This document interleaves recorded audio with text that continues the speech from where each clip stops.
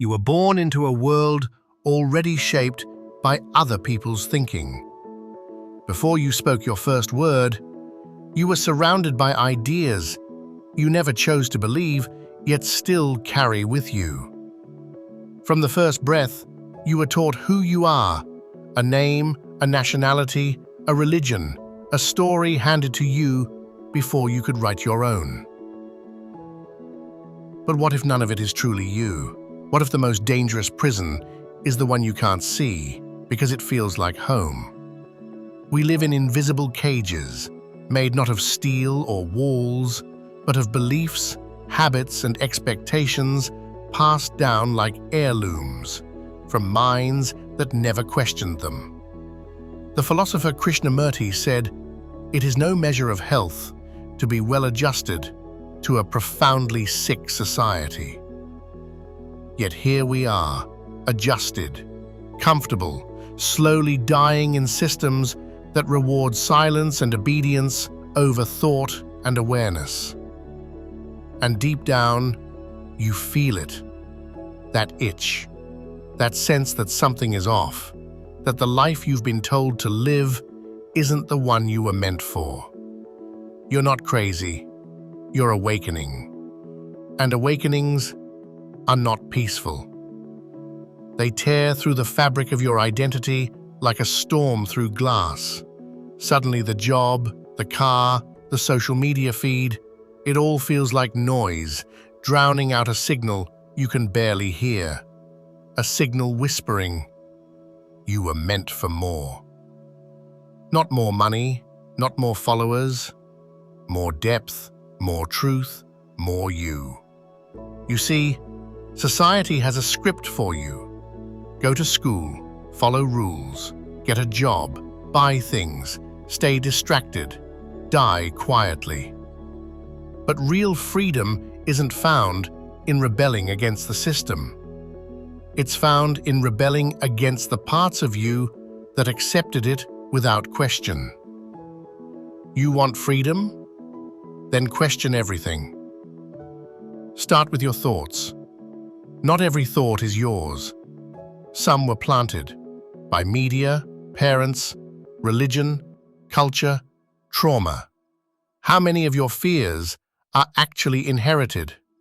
How many of your desires were marketed to you before you even knew what desire was? You scroll through images of lives that aren't real, bodies filtered, moments curated, and wonder why your soul feels hollow. Comparison is the thief of joy. But it's also the architect of modern suffering. You compare your behind the scenes to everyone else's highlight reel and wonder why you feel broken, but you're not broken. You're just buried.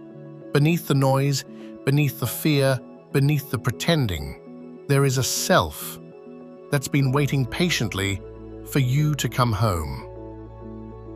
This is the call to return, to remember. But first, you must strip away everything that isn't truly you. The masks, the performances, the approval addiction. Because truth doesn't scream, it whispers. And most people are too loud to hear it. So you must become still. Still enough to hear your own thoughts before they're hijacked by the world's agenda.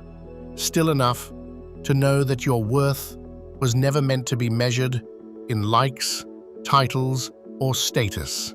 Still enough to ask questions most are too afraid to face.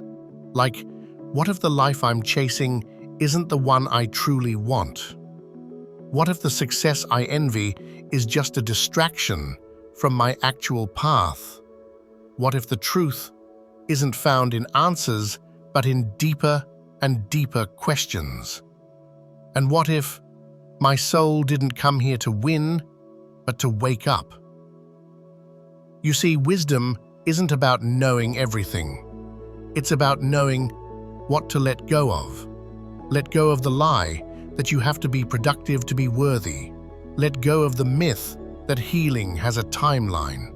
Let go of the pressure to be understood by people who've never understood themselves. And in that letting go, you will find space. Space to breathe, to think, to create, to just be. And in that stillness, you might remember that you are not your body, not your story, not your past.